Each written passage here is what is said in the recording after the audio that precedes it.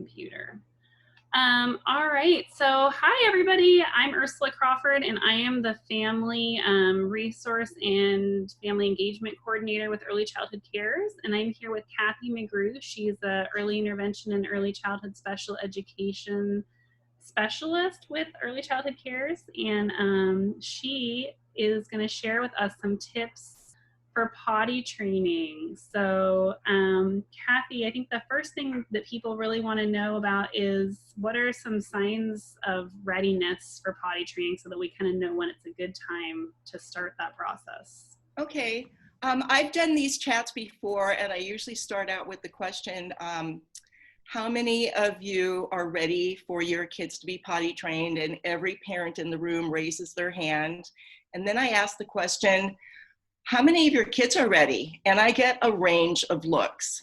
So the most important thing is that your child has to be invested, because there are two things that kids have control over, and eating and pooping. And if you try to fight the battle too hard, you're gonna lose.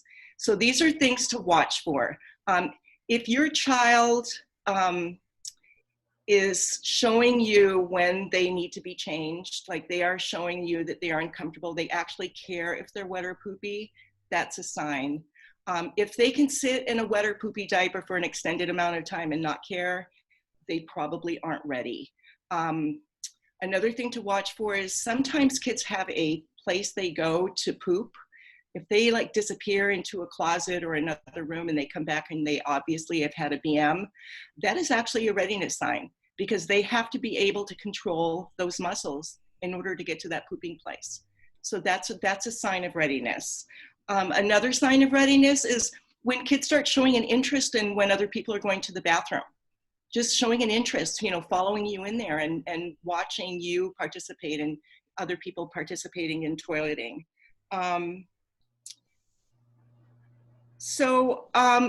Those are some really basic things to watch for. And then there are a lot of things to be working on in the meantime. Labeling pee and poop, wet and dry, having an open door policy for kids to go in and watch, having clothing that, like elastic waist pants, that are really easy to pull up and down. Those are things to, like having kids help get undressed at bath time. That's a good readiness skill to start working on. Okay, great. What kind of items would you say that a parent should get before they start potty training their kid? Well, the first thing you're gonna need is a potty chair. And you can start with, just putting it in the bathroom and having kids sit on it even with their clothes on. So making friends with the potty chair. Then there's the underwear. I've found that if kids have underwear that are kind of theme-based or a favorite color, I don't know if they make those real thick training pants anymore, but that's what I trained my kids with. You can even put them on over a diaper so they get the sense of, what it's like to wear them.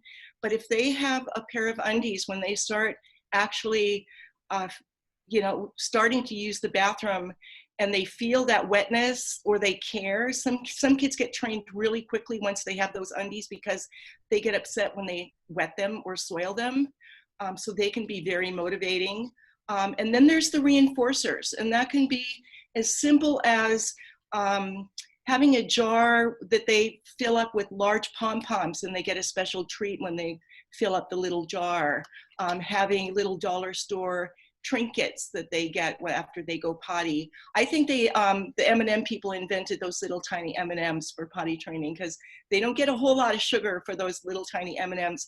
And it could be something that is not tangible. It could be reading a book, special time with mommy or daddy, something with, like blowing bubbles after they pee. Having books and videos also helps.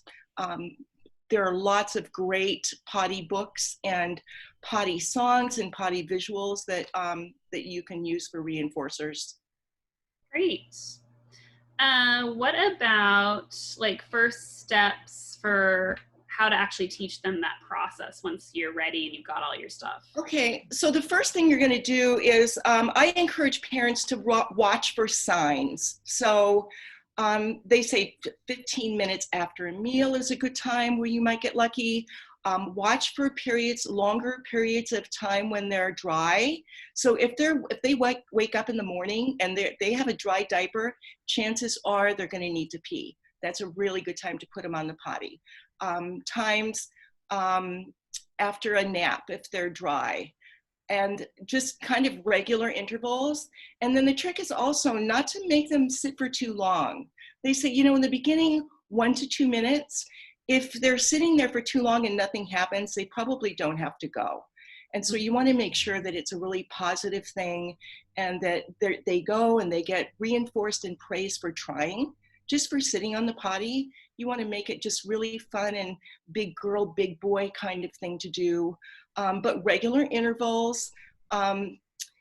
Another word of advice is to do it when there's not a whole lot of other things going on. So if there's a big change or a move or they're starting school, or you want to have a time when you've got a couple of weeks where it's kind of relaxed, because you want it to be low pressure and you want it to be fun.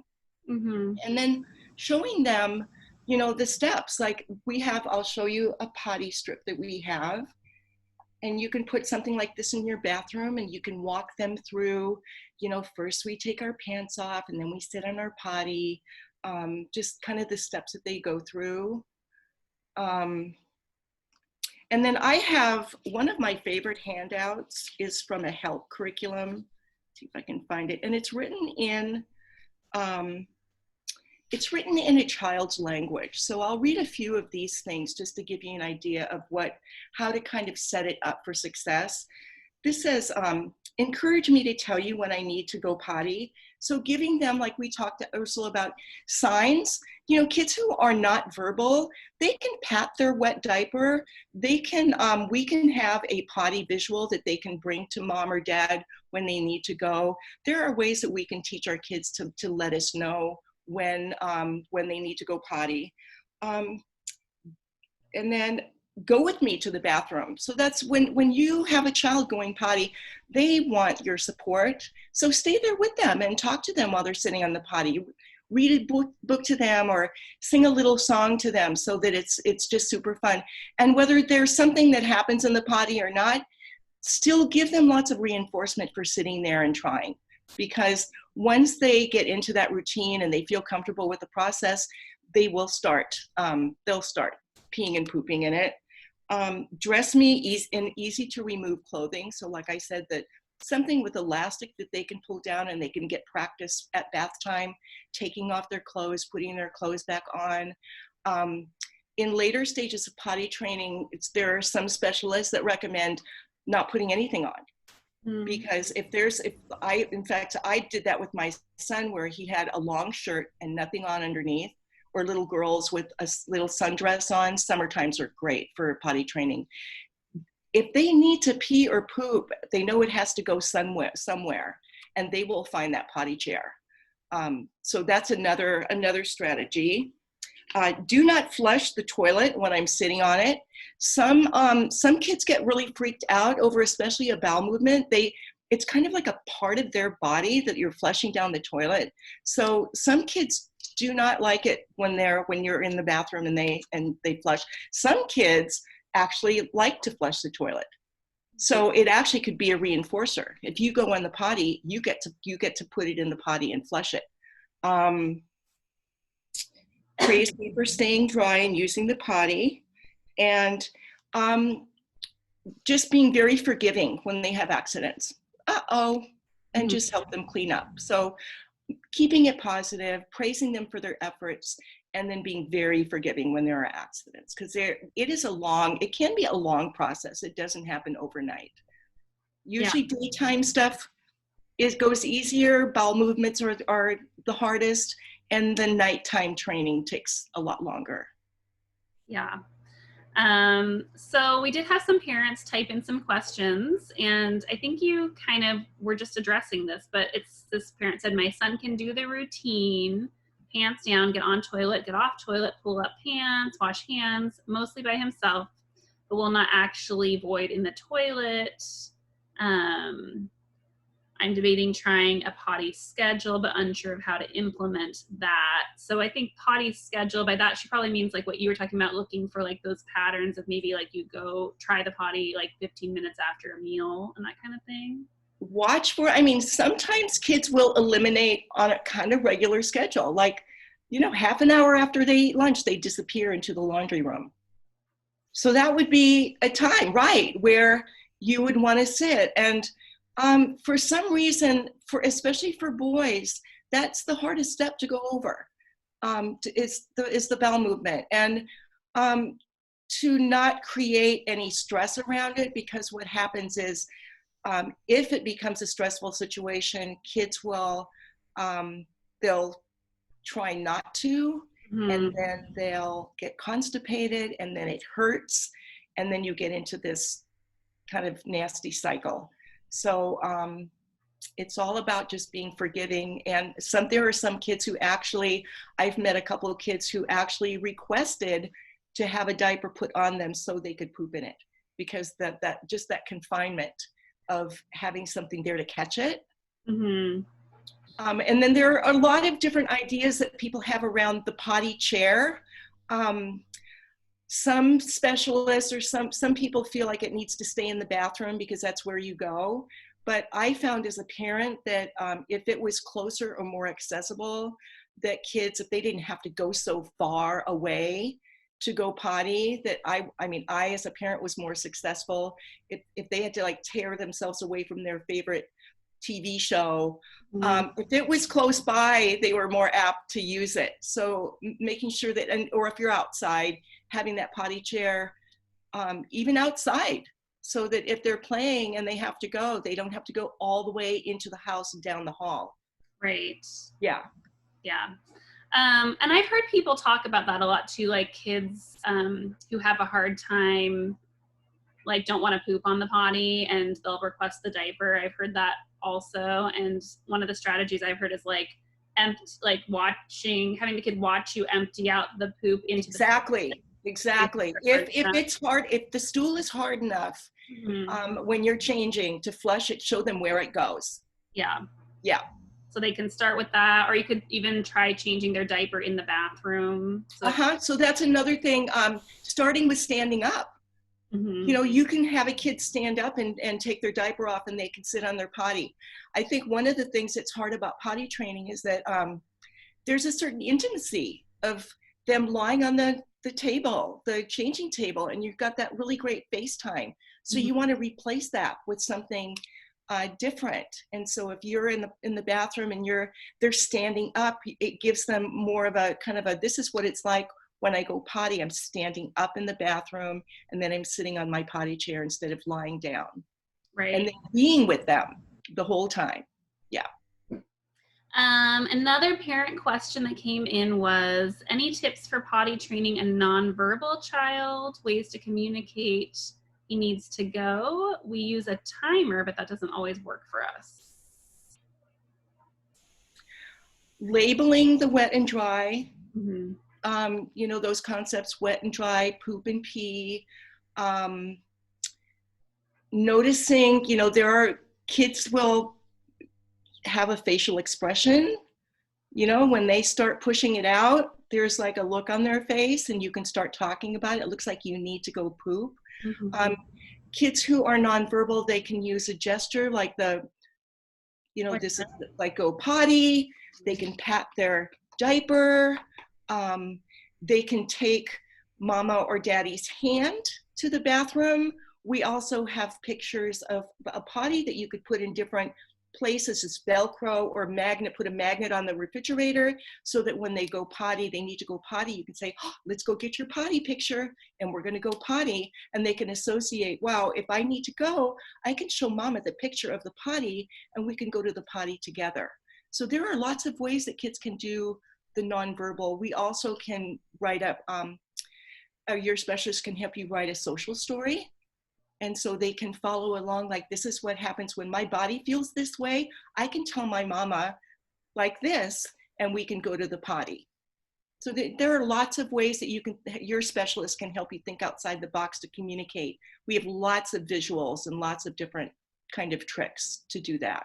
Yeah, and I want to make sure people know that if you do want visuals, then you can just talk to your specialist and they can request that we make that for you. And there's a lot of options, like you can make the routine strips and you could choose what order you want different steps Yes. to be in. And this is the first then. And I just did this with a family where they have the potty here, and then they picked 3 different reinforcers that they thought would work for their child. And the child picked one. So one was a piece of candy, one was reading a book, and one was going for a walk. And so the child would put their reinforcer there, and after they went potty, they would go. So you're giving them like lots of choices. Another thing is, I learned this from a preschool teacher. She says, do you want to go potty now or in 2 minutes? So anytime you can give them a little bit of control, it goes a long way. Yeah. It goes a long way. So that when you say it's time to go potty, you don't get as much resistance because you've given them, some choices around it. Do you want to go potty now, or do you want to go potty after lunch? And then do you want to wear your blue underpants or your, giving them like lots of workable choices. Great. One more question that came up regarding the use of rewards. It says if you're using incentives for using the toilet, once the child is successfully potty training, should we phase out using the incentives? Absolutely. Use lots of verbal praise. I would say intermittent. You don't want, I've met kids who will go sit on the potty and then wait for their treat. They don't even have to go. They just want the M&M. And then I had a dad once say to me, well, at the rate we're going, I'm going to have to buy her a Cadillac. And I said, the incentives are for the potty training part. It's when you're training them.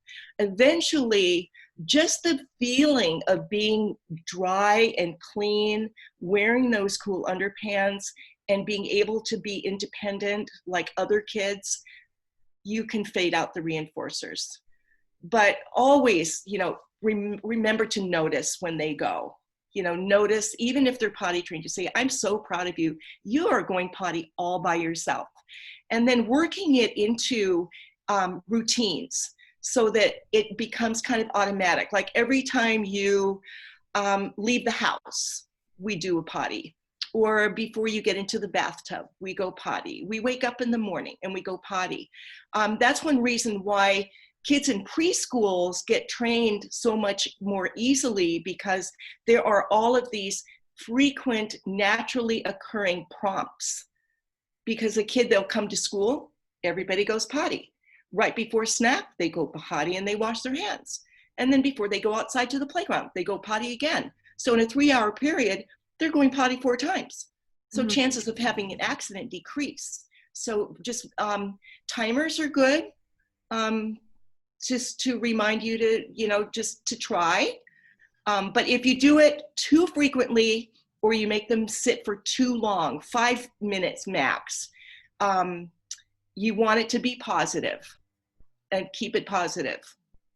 Yeah, definitely. And praise is free, so you can just use that as often as you want. So praise and affection and lots of attention, yes. Yeah. And then really limiting any scolding or any shaming, that if they have an accident, no matter how messy it is, or, how challenging that might be, just being really supportive around, we had an accident, it's okay, they can help clean up.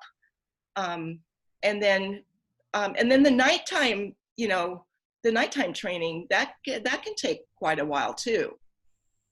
Also a reminder that I'm not sure if every specialist knows this, but I do a lot of 3-year transitions where kids turn 3 and they're in services.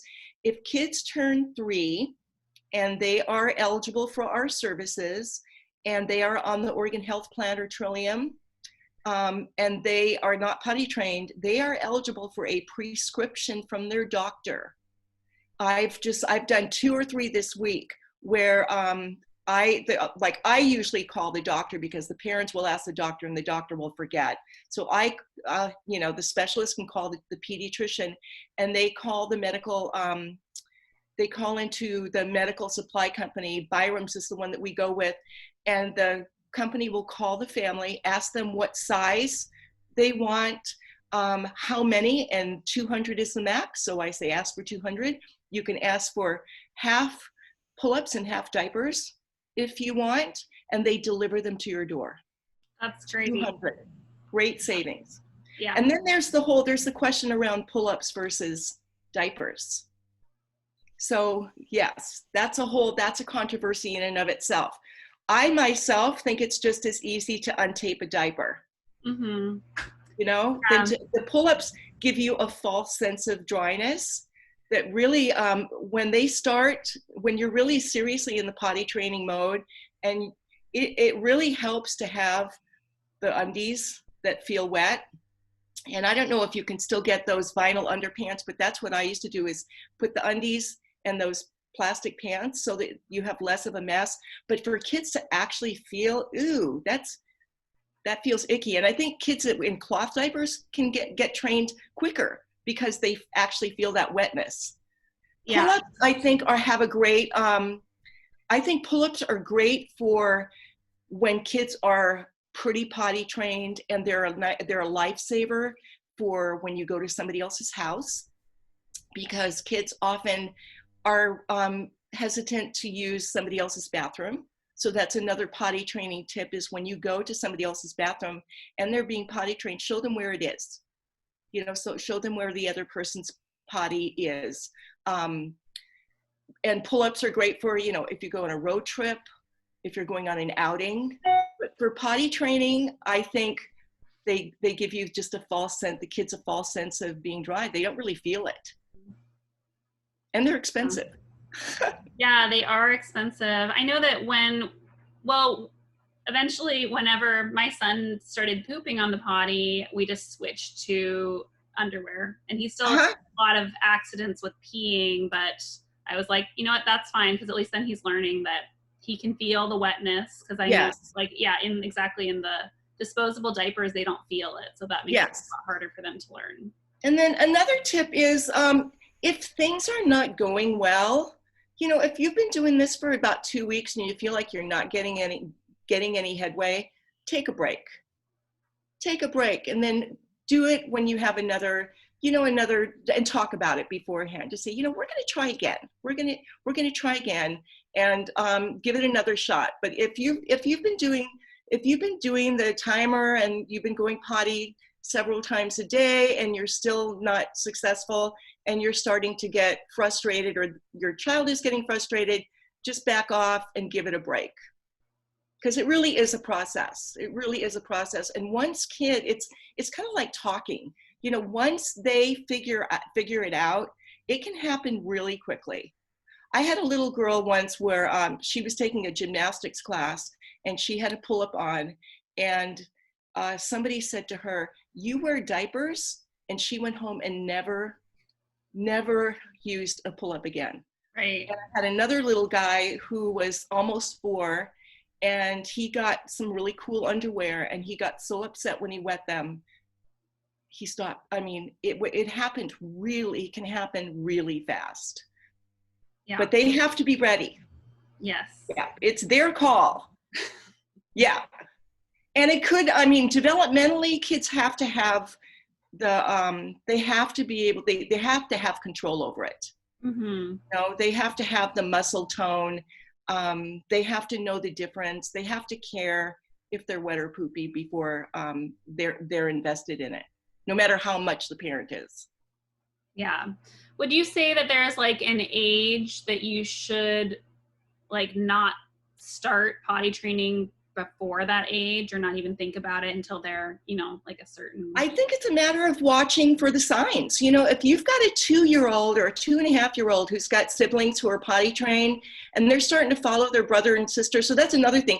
Use siblings as role models, have them have an open door policy. So when somebody else goes potty, they can go in there with them. But there are kids who are 2.5 years old. They're mobile and they have the skills to pull their pants down and they're showing an interest. Go for it.